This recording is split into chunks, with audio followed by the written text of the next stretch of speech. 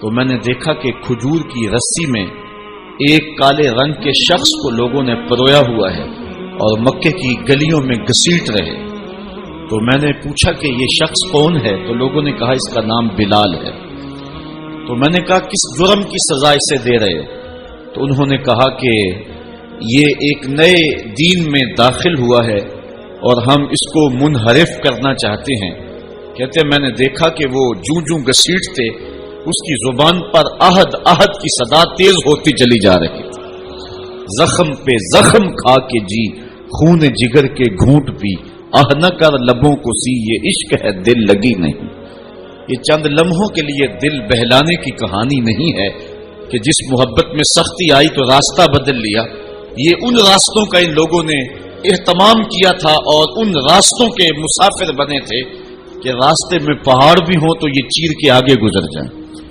بلال حبشی کو ان کا ظالم آقا مارتا ہے، کبھی ان کے ہاتھوں میں میخیں ٹھونکتا ہے، کبھی زبان پہ تپتے ہوئے کوئلے رکھتا ہے، کبھی رسی پاؤں میں ڈال کر کے اوباش لڑکوں کے ہاتھوں میں دیتا ہے کہ اس کو گھسیٹے، کبھی کچھ، لیکن بلال ہیں کہ آگے سے مسکرا رہے ہیں، آہد آہد کا نغمہ پکار رہے ہیں۔ کسی نے رک کے کہا بلال یہ عجیب تماشا ہے، وہ تمہیں مار رہے ہیں اور تم آگے سے آہد آہد پکار رہے ہو۔ تو حضرت بلال بولے تم جاؤ نا بازار میں مٹی کا پیالہ خریدنے کے لیے تو اس کو بھی ٹھونک ٹھونک کے دیکھتے ہو، اس کی آواز تو ٹھیک ہے، کہیں کچا تو نہیں ہے۔ کہا تم تو مٹی کا پیالہ بھی خریدو تو ٹھونک بجا کے دیکھو، یہ کہیں کچا تو نہیں ہے، اس کی آواز تو ٹھیک ہے۔ کہا میرا مالک بلال کو خرید رہا ہے، دیکھ رہا ہے بلال کچا تو نہیں ہے، اس کی آواز تو ٹھیک ہے۔ میں کہتا ہوں مالک خرید لے بلال کو، کھال ادھر بھی جائے گی، حق حق کی صدا ختم نہیں ہوگی۔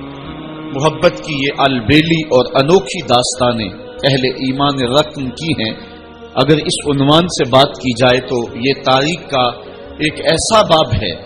حضرت سمیہ رضی اللہ تعالی عنہ اسلام کی پہلی شہیدہ، جن کو مکے کے چوک میں ابو جہل نے جو ہے وہ نیزہ مار کر کے شہید کیا۔ راہ خدا میں بہنے والا یہ خون تاریخ اسلام نے محفوظ کر لیا، ایک عورت کا خون تھا۔ اور پھر حضرت عمار ابن یاسر کے والد حضرت یاسر کو بھی شہید کیا گیا، دونوں ماں باپ شہید ہو گئے اور بیٹا پھر بھی ڈٹا ہوا ہے۔ کافروں نے حضرت عمار ابن یاسر کو پکڑ کے تپتی ہوئی آگ میں ڈال دیا اور انہوں نے رخ کیا حضور کے کاشانہ انور کی طرف اور آنکھوں میں آنسو امڑ آئے تو کافر سمجھے شاید جلتی ہوئی آگ کے شعلوں سے اور بھڑکتے ہوئے کوئلوں سے ڈر گیا ہے۔ کہا عمار گھبرا گئے ہو، تمہیں ان تپتے ہوئے کولوں سے باہر نکال لیا جائے۔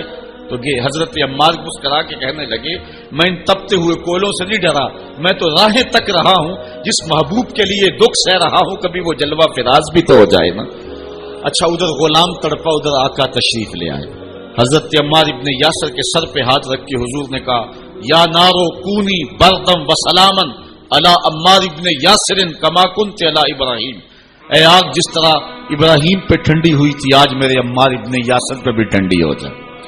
تو محبتوں کی یہ داستانیں بڑی دل آویز ہیں۔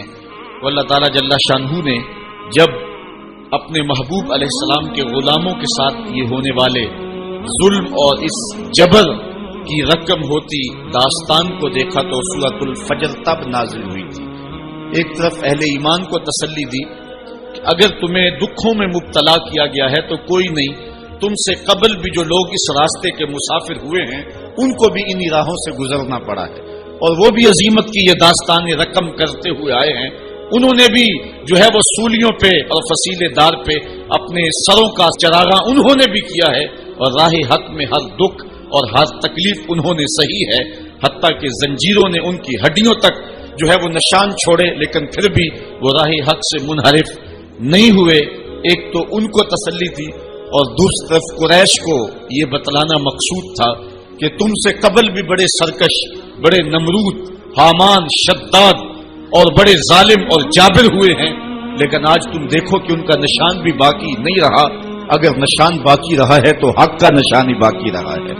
اس لیے سورۃ الفجر اس ماحول میں نازل ہوئی ہے جبکہ جو ہے وہ اسلام کے اوپر اور اہل ایمان کے اوپر سخت آزمائشیں تھی اور سخت جو ہے ان کے اوپر تکلیف تھی۔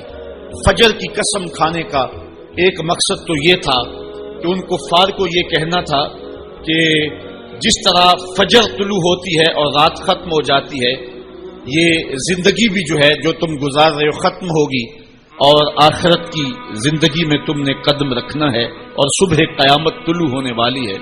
اور دوسری طرف اہل ایمان کو تسلی دینا مقصود تھا کہ راتیں جتنی بھی لمبی کیوں نہ ہوں، پو تو پھٹتی ہے اور اجالے تو نکلتے ہیں، ایک وقت آئے گا کہ اسلام کا پھریرا دنیا کے اوپر لہراتا ہوا نظر آئے گا۔ آج کی قربانیاں کل کے لیے سکھوں کا سامان بن جائیں گی۔ ساغر صدیقی نے کیا کہا تھا کہ آج تو ہیں یہ جسم آلودائے گرد سفر، آج تو ہیں یہ جسم آلودائے گرد سفر، کل انہی جسموں پہ منزل پھول بھی برسائے گی۔ آج مکے میں ستم ہیں، کل مکے والے ہاتھ باندھ کے کھڑے ہوں گے، تو وہ لمحے بھی آنے والے ہیں۔ تو فرمایا قسم ہے صبح کی والفجر، قسم ہے صبح کی، ولیال عشر، اور 10 راتوں کی۔ 10 راتوں سے مراد کیا ہے؟ یہ ذوالحج کی 10 راتیں ہیں، جو سال کی جو ہے وہ تمام راتوں سے یہ عشرہ جو ہے وہ افضل ترین عشرہ ہے۔ دوسرا قول ہے کہ یہ رمضان کے آخری عشرے کی راتیں ہیں۔ تیسرا قول یہ ہے کہ یہ محرم کی پہلی 10 راتیں۔ یہ 3 اقوال مفسرین نے بیان کیے ہیں۔ والشفع والوتر، اور قسم ہے جفت کی اور قسم ہے طاق کی۔ مفسرین نے اس پر تقریباً 36 اقوال پیش کیے ہیں، لیکن سب سے بہترین قول یہ ہے کہ جفت سے مراد مخلوق ہے اور طاق سے مراد رب تعالیٰ کی ذات ہے۔ خالق کی قسم اور مخلوق کی قسم۔ واللیل اذا یسر، اور رات کی قسم جب وہ پیٹ پھیر کے چل دے۔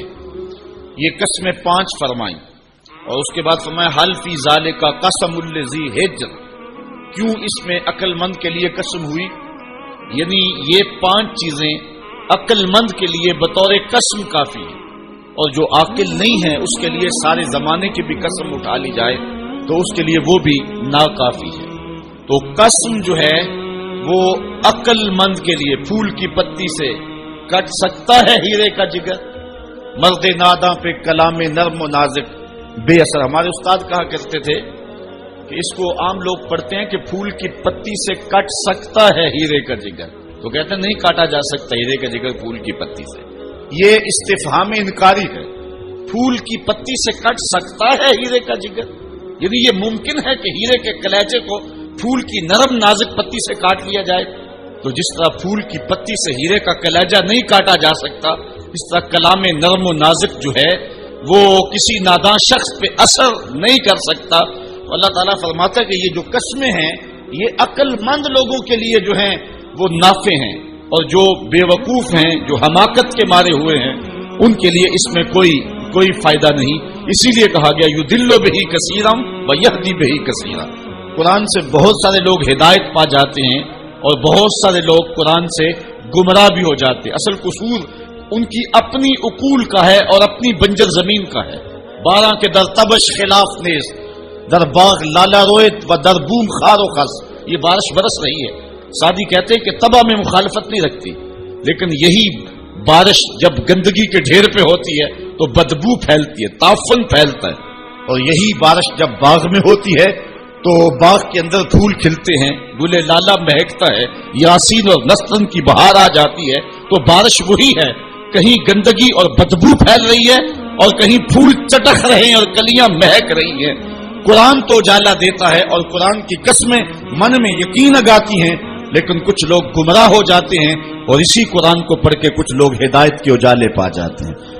تو کہا کہ یہ جو 5 قسمیں ہیں یہ عاقل لوگوں کے لیے اس میں ہی ہدایت ہے اور اس میں ہی ان کے لیے بہت کچھ ہے۔ جس طرح فجر کے بعد حشرات الارض بلوں سے باہر نکلتے ہیں اور سوئے ہوئے انسان پھر دوبارہ جاگ پڑتے ہیں، زندگی میں ایک دم پھر ایک لرزش پیدا ہوتی ہے اور حیات نو کے آثار پیدا ہوتے ہیں، اس طرح مرنے کے بعد پھر لوگ دوبارہ اٹھائے جائیں گے۔